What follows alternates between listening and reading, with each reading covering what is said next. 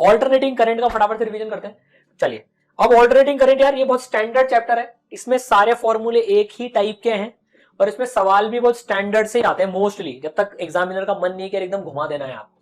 तो इसमें बहुत कुछ चीजें स्टैंडर्ड है, ठीक है ना, एकदम सेम पैटर्न जैसा चलता रहता है, वो इंपीडेंस का फॉर्मूला सेम चलता रहता है, तो अपन उसी तरीके से इसको जरा रिवाइज कर लेंगे बच्चों, ठीक है। मतलब मैंने इसको इस तरह से आपके लिए बनाया है कि आपको लगेगा कि मैं एक ही एक चीज बार बार पढ़ रहा हूं, एक ही एक चीज बार बार पढ़ रहा हूं, जो कि अच्छी बात भी है क्योंकि इसमें आपको बहुत ज्यादा रिमेंबर नहीं करना है, एक ही चीज इसमें आपको करनी है, घुमा फिरा के तीन चीजों की बात करेंगे इसमें अपन, एल, सी और आर।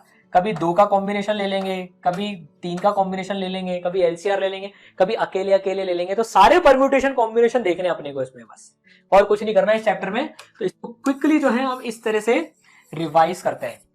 ऑल्टरनेटिंग करंट, तो यार बेसिक डेफिनेशन से स्टार्ट करते हैं। अगर डायरेक्शन करंट की चेंज होती है ऑल्टरनेटिवली तो उसे ऑल्टरनेटिंग करंट बोलते हैं, ठीक है, समझ गए। तो ऑल्टरनेटिंग करंट ऐसे ऑल्टरनेट होता है, राइट। तो डायरेक्शन ऑफ करंट जो है ऑल्टरनेटिवली चेंज कर रहा है तो उसे ऑल्टरनेटिंग करंट कहते हैं। V naught sine omega T, ये ऑल्टरनेटिंग वोल्टेज सोर्स लगा दिया, इसको इस सिंबल से डिनोट करते हैं, ठीक है, ये पता है। अब मेन चीज हमने चालू कर दी, अभी हम सबसे पहले ले रहे हैं अगर सर्किट में सिंगल आर लगा हो, तो सिंगल आर है अगर, तो I equal to V by R, V naught sine omega T by R, ठीक है। तो आई देखो वी बाई आर हो गया, V naught sine omega T by R, तो I naught maximum value current की, ये ऑल्टरनेट जा रहा है, तो I naught equal to V naught by R, I R M S equal to V R M S by R, root mean square value, root mean square value, तो sine की root mean square value 1/√2 होती है, तो देखो maximum की 1/√2, maximum की 1/√2, ठीक है, समझ गए। तो इसमें देखो करंट और वोल्टेज इसमें सेम फेज में होते हैं, फेज मतलब जो साइन का ये आर्ग्यूमेंट होता है, तो देखो v equal to V naught sine omega T, I equal to I naught sine omega T, तो ओमेगा टी सेम है कि नहीं है, सेम है सर, बिल्कुल एकदम, ठीक है। तो इस सेम फेज में होते हैं, तो जब प्योर रेजिस्टिव सर्किट होता है तो आई और वी सेम फेज में होते हैं, आई और वी जो है वो सेम फेज में होते हैं बच्चों, ठीक है, समझ गए। इनका अगर आई और वी का आप ग्राफ भी बनाओगे ना, तो एक ग्राफ अगर साइन का आप ऐसे बनाओगे और अगर मैं दूसरे कलर से आई का ग्राफ बनाऊं तो वो ऐसा ग्राफ कम ज्यादा, पीक कम ज्यादा हो सकता है डिपेंडिंग ऑन आर, पर ऐसा सेम फेज का ग्राफ होगा, समझ गए। This is what same phase में होने का मतलब ये होता है, ठीक है। चलिए, अगर प्योर कैपेसिटिव सर्किट है, अगर प्योर कैपेसिटिव सर्किट है, सिर्फ सी लगा हुआ है, देखो इसमें सी लगा हुआ है, तो v equal to V naught sine omega T, current जो है sine omega T plus pi by 2, तो करंट जो है लीड करता है वोल्टेज से, करंट जो है लीड करता है वोल्टेज से, करंट का फेज आगे होता है, करंट का फेज आगे होता है। इसको याद करने की ट्रिक बताता हूं एल पढ़ने के बाद में, है ना, बताऊंगा अभी। तो I naught equal to V naught by X C, I naught equal to V naught by X C, वहां हमने एक चीज पढ़ी थी I naught equal to V naught by R, है ना, यहां पर भी सेम है, आर के मतलब बस एक्स सी आ गया। एक्स सी क्या है, कैपेसिटिव रिएक्टेंस, कैपेसिटिव रिएक्टेंस, और एक्स सी की वैल्यू होती है 1 upon omega C, 1 upon omega C, omega ये वाला है, तो एक्स सी की वैल्यू 1 अपॉन ओमेगा सी हो गई। सेम फॉर्मूला चल रहा है, वी नॉट बाई आर के मतलब एक्स सी आ गया 1 बाई ओमेगा सी, इसका भी अगर आप यूनिट देखोगे ना तो ओम ही होता है, इसका यूनिट भी ओम ही होता है, ठीक है ना, ठीक है। तो ये एकदम रेजिस्टेंस की तरह से समझ लो, कैपेसिटर का रेजिस्टेंस मान लो, रेजिस्टेंस वर्ड यूज करना पाप है इसमें रिएक्टेंस यूज करते हैं, कैपेसिटिव रिएक्टेंस, तो I naught equal to V naught by X C, समझ गए, ठीक है। और इसमें भी सेम चीज तो वो होल्ड करेगी, सही, I R M S is equal to V R M S by X C, वहां पर आर था, यहां पर एक्स सी आ गया। एल में इंडक्टर में देखो, इंडक्टर में सेम चीज होगी, इंडक्टर में सेम चीज होगी, बस ये माइनस साइन आ जाएगा, या माइनस साइन आ गया। अब यहां करंट लैग कर रहा है, इंडक्टर में जो है करंट लैग कर रहा है, देखो करंट लैग करता है इंडक्टर में फेज पाई बाई 2 से, कैपेसिटर में करंट आगे होता है, इंडक्टर में करंट पीछे होता है। अब यह फॉर्मूला में भी I naught equal to V naught by X L, X बड़ा है ये, V naught by X L, ठीक है ना, आई में जो है V naught by X L, V naught by R के बदले वी नॉट बाई एक्सएल आ गया, V R M S by X L आ गया। अब एक्सएल किसके बराबर होता है, एक्सएल होता है ओमेगा एल के बराबर, एक्सएल होता है ओमेगा एल के बराबर, इंडक्टिव रिएक्टेंस, इंडक्टिव रिएक्टेंस। तो सिमिलर फॉर्मूले चल रहे हैं, देखो V naught by R, V naught by X C, V naught by X L, समझ गए, सेम फॉर्मूले चल रहे हैं, देखो बिल्कुल एकदम एग्जैक्टली, ठीक है। आरएमएस में भी सेम चल रहे हैं। रेजिस्टेंस में क्या हो रहा है, करंट और वोल्टेज सेम फेज में, कैपेसिटर में क्या हो रहा है, करंट आगे है वोल्टेज से 90 डिग्री से, इंडक्टर में क्या हो रहा है कि करंट जो है वो पीछे है, करंट जो है वो पीछे है पाई बाय 2 से, करंट पीछे है पाई बाय 2 से। अब ये याद कैसे रखें, अब जनरली बच्चे जो भूलते हैं ना, सुपर ट्रिक देखो अब यहां पर, सुपर ट्रिक याद रखने के लिए देखो, जनरली बच्चे ये याद रहता है कि यार 90 डिग्री आगे पीछे होते हैं, लेकिन अब कैपेसिटर में कौन आगे होता है, इंडक्टर में कौन आगे होता है।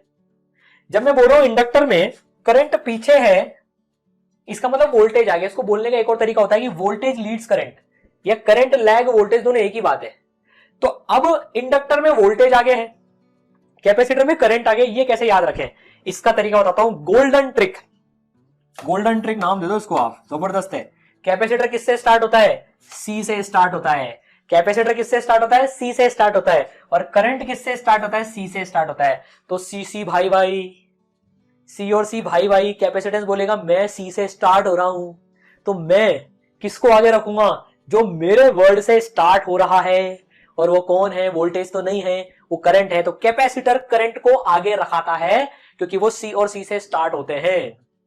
चलिए ऑसम मैक्स, पावर एनालिसिस अगर अपन देखें देखें देखें यार, ये ग्राफ तो कुछ काम करे, ठीक है आप बना लोगे, कौन आगे कौन पीछे वो देख लेंगे, ठीक है ना। नाउ पावर एनालिसिस कर लेते हैं, ठीक है ना। पावर एनालिसिस में यार देखो, रेजिस्टर में जो पावर खर्च होती है पी आर है, आर नीचे आएगा, ये ऊपर पता नहीं कैसे पहुंच गया, ये पावर इन कैपेसिटर है और ये पावर इन इंडक्टर है, ठीक है ना। तो देखो रेजिस्टर में I R M S square R होती है, आई स्क्वायर आर आपने रट्टा मार रखा है, यहाँ पर आई आर एम एस आता है। आई आर एम एस आता है क्योंकि यार आई जो है I naught sine omega T variable है, तो वो I R M S square R आता है। कैपेसिटर में एवरेज पावर 0 होती है और इंडक्टर में भी एवरेज पावर 0 होती है, क्योंकि ये ऑसिलेट करते रहते हैं ना यार, कभी ये खाली अपनी जेब भरेगा, कभी फिर खाली करेगा, फिर भरेगा, फिर खाली करेगा, एवरेज पावर 0 होती है।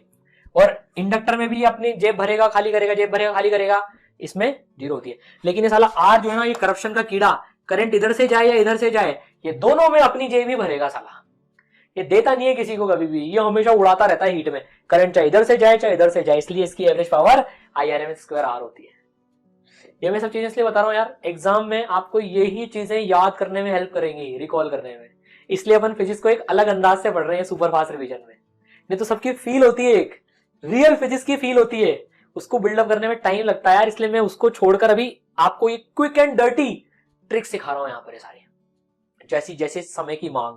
आप बोलो सर मेरे पास अभी 6 महीने 4 महीने फिजिक्स से मोहब्बत करा दो, तो वो भी करा दूंगा, लेकिन अभी क्विक एंड डर्टी, ठीक है, जो बोलते हैं ना क्विक एंड डर्टी, जैसा भी हो ब्रूटल लगाओ झाड़ू, ठीक है। इंपीडेंस, इंपीडेंस क्या होती है यार, जेड से डिनोट करते हैं इंपीडेंस को।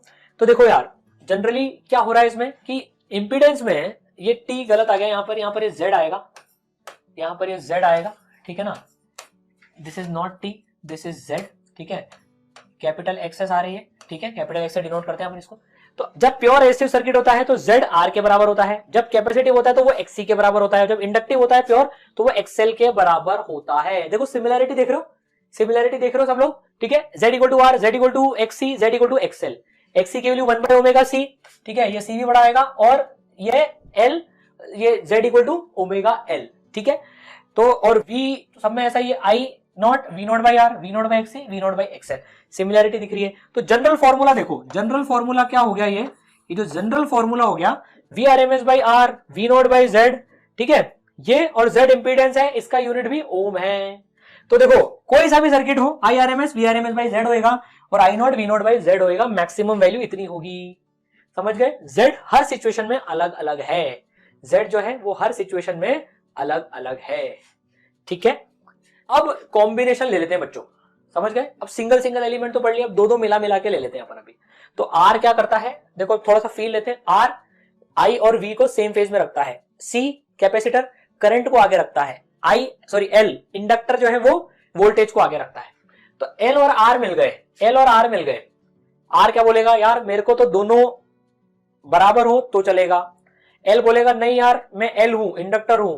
कैपेसिटर सी, करंट नहीं वोल्टेज, वोल्टेज लीड करेगा। एल बोलेगा वोल्टेज को लीड कराऊंगा, आर बोलेगा यार मैं तो बराबर रखूंगा। तो दोनों कहेंगे चल यार दोनों के बीच का समझौता कर लेते हैं, ऐसा नहीं बिल्कुल बीचों बीच। तो एल बोलेगा यार वोल्टेज 90 डिग्री से बढ़ाऊंगा, आर बोलेगा नहीं जीरो से बढ़ाऊंगा। तो दोनों के बीच का कोई नंबर आएगा डिपेंडिंग ऑन एक्सएल ज्यादा है कि आर ज्यादा है। तो देखो ये फाइव एंगल से लीड करेगा करंट, वोल्टेज जो है देखो फाइव एंगल से, फाइव फेज से लीड कर रही है करंट से। दोनों के बीच का समझौता हो गया, ये दोनों के बीच का समझौता हो गया। फॉर्मूला सेम लगेगा, पूरे एसी में यही फॉर्मूला चलेगा, I naught equal to V naught by Z, I R M S equal to V R M S by Z. यहां पर जो जेड होगा वो X L square plus R square होगा, X L square plus R square होगा, ठीक है। और tan phi X L by R होगी, tan फाई जो होगा वो एक्सएल बाई आर होगा। देखो ये हमने फेजर डायग्राम बना लिया, ये एक्सएल है ना, क्योंकि ये 90 डिग्री आगे रखता है, ये आर और ये अपना जेड, तो पाइथागोरस लगा के under root X L square plus R square, X L square plus R square. बोलो समझ गए क्या? बिल्कुल समझ गए सर।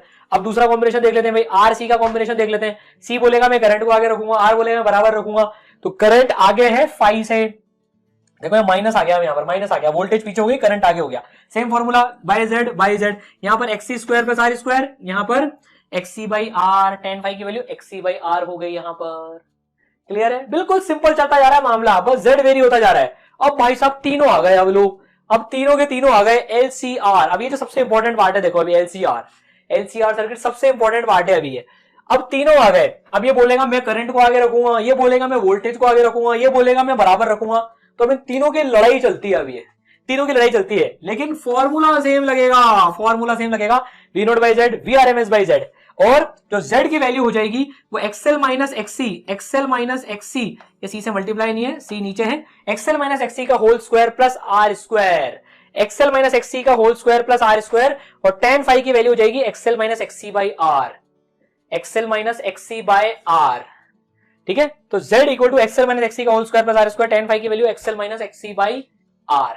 राइट, समझ गए सब लोग? ये ध्यान रखना, देखो एक्सएल माइनस एक्सी का whole square plus R square और tan फाई की वैल्यू ये आ जाएगी एक्सएल माइनस एक्सी बाय। तो एक फॉर्मूला भी आप याद रख लो ना, देखो अगर आप एक फॉर्मूला भी याद रख लो, मैं आपको अगर एक मस्त चीज बताऊं, एक फॉर्मूला आप याद रख लो, बस ये वाला, सिर्फ एक फॉर्मूला आप याद रख लो। देखो अब गोल्डन ट्रिक बताता हूं एक और, यहाँ पर सिर्फ एक फॉर्मूला याद रख लो, z का एक्सएल माइनस एक्सी का whole square plus R square, और ये वाला और ये वाला, और एलिमेंट के हिसाब से लगाते जाओ।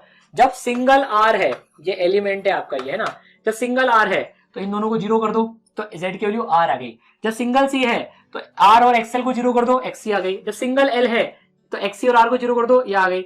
आर सी है, क्या नहीं है, एल नहीं है, तो एक्सएल को जीरो कर दो, एक्सएल को जीरो रखो, तो X C square plus R square हो गया। समझ गए?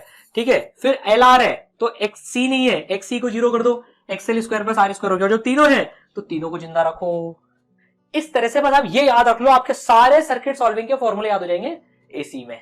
ठीक है, चलिए बहुत अच्छी बात। तो अब इसमें क्या होता है, अब इसमें देखो अब कौन जीतेगा वो डिसाइड करेंगे एक्सएल और एक्सी। अगर एक्सएल ज्यादा है एक्सी से, एल जीत रहा है, एल क्या बोलेगा, यार मैं वोल्टेज को आगे रखूंगा, एल में ज्यादा दम है, एक्सएल बड़ा है ना एक्सी से, तो एल में ज्यादा दम है, तो सर्किट इंडक्टिव होगा और वी लीड करेगी आई को।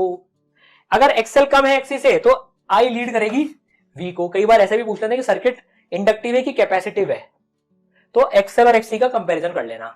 ठीक है, चलिए बहुत ही बढ़िया। अब पावर डिलीवर्ड कितनी होती है, power delivered by source, power delivered by जो सोर्स होती है वो होती है, ये फॉर्मूला याद रखना, I R M S V R M S cos phi, I R M S V R M S cos phi, where cos phi is power factor. तो नया टर्म हम पढ़ रहे हैं पावर फैक्टर, कॉस फाई की value होती है R by Z के बराबर, कॉस फाई की वैल्यू होती है आर बाई जेड के बराबर। तो ये सोर्स जो है पूरे सर्किट को average power I R M S V R M S cos phi देगा, वेयर फाई इज एंगल जो कि कॉस फाई है R by Z, cos phi है आर बाई जेड। समझ गए? ठीक है, सुपर फास्ट ट्रेन चल रही है, देखो भागते जाओ इसके साथ में, याद होती जाएंगी चीजें, रिवाइज होती जाएंगी चीजें। ठीक है, चलो तो ये याद रखना है, I R M S V R M S cos phi. Now अब रेजोनेंस कंडीशन जो एलसीआर सर्किट में होती है, जब एक्सएल और एक्सी बराबर हो जाते हैं, जब दोनों बराबर हो जाते हैं तो रेजोनेंस कंडीशन हो जाती है, तब कॉस फाई की वैल्यू 1 हो जाती है, तब मैक्सिमम पावर देता है ये सोर्स, ये तब एवरेज पावर मैक्सिमाइज हो जाती है। तो तब देखो, तो I not will be maximum, तो सर्किट में मैक्सिमम करंट बहेगा जब रेजोनेंस कंडीशन आएगी, क्योंकि Z R के बराबर हो गया, Z सबसे कम हो गया R के बराबर, और किस ओमेगा पे होता है वो 1/√LC। तो 1/√LC जब ये ओमेगा हो जाती है तो रेजोनेंस की कंडीशन आ जाती है। तो रेजोनेंस की कंडीशन, और इसे रेजोनेटिंग फ्रीक्वेंसी, रेजोनेंट फ्रीक्वेंसी बोलते हैं, 1/2π ओमेगा/2π को फ्रीक्वेंसी आ जाएगी ना ओमेगा/2π से, तो 1/2π√LC रेजोनेंट फ्रीक्वेंसी होती है। तो रेजोनेंट की कंडीशन याद रखना, ओमेगा नॉट 1/√LC होता है, 1/√LC। यार एक्सएल इक्वल टू एक्सी कर लो ना, तो omega L is equal to 1/ओमेगा_c, और ये ओमेगा नॉट पे हो रहा है, तो omega naught square equal to 1/LC, root आ गया। समझ आ गया? समझ आ गया। तो ये जो ग्राफ होता है ना इसका, ये जो ग्राफ होता है ये ओमेगा वर्सेस आई का ग्राफ है। तो देखो जब ओमेगा की वैल्यू ओमेगा नॉट है, ओमेगा के लिए ओमेगा नॉट है, एक्सएल इक्वल टू एक्सी, तो रेजोनेंस की कंडीशन आ रही है। उससे कम ओमेगा पर सर्किट कैपेसिटिव है, क्योंकि यहां पर XC जीत रहा है, ज्यादा ओमेगा पर XL जीत रहा है, सर्किट इंडक्टिव है। रेजोनेंस कंडीशन फुल तालमेल वाली सिचुएशन होती है, ना कैपेसिटर जीत रहा है ना इंडक्टर जीत रहा है, दोनों बराबर है। याद रहेगा ये ग्राफ? ठीक है सर, बिल्कुल रहेगा, राइट। चलिए अब ये जो क्वालिटी फैक्टर होता है ना, अब ये कई बार सर्किट का क्वालिटी फैक्टर पूछ लेते हैं, समझा नहीं रहा हूं, सिर्फ फॉर्मूला रिवाइज करा रहा हूं। क्वालिटी फैक्टर होता है omega naught L by R, omega naught L by R, या आप ओमेगा नॉट को आप जो है इसको चेंज कर, इसको सी के टर्म्स और इसमें करके लिखोगे तो 1 upon omega naught C R हो जाएगा, ये 1 upon omega naught C R हो जाएगा, क्योंकि ओमेगा नॉट की वैल्यू under 1 by under root L C होती है, तो omega naught square is equal to 1 by L C, तो अब एल को रिप्लेस करके लिखोगे तो ये आ जाएगा। आप एक फॉर्मूला याद रखो सिर्फ, omega naught L by R, omega naught L by R, ये वो बताता है कि सर्किट में कितनी एनर्जी स्टोर हो रही है और कितनी वेस्ट जा रही है, उसकी क्वालिटी बताता है ये, इसलिए इसको क्वालिटी फैक्टर बोलते हैं, omega naught L by R, omega naught L by R. समझ गए? चलिए ऑसम मैक्स।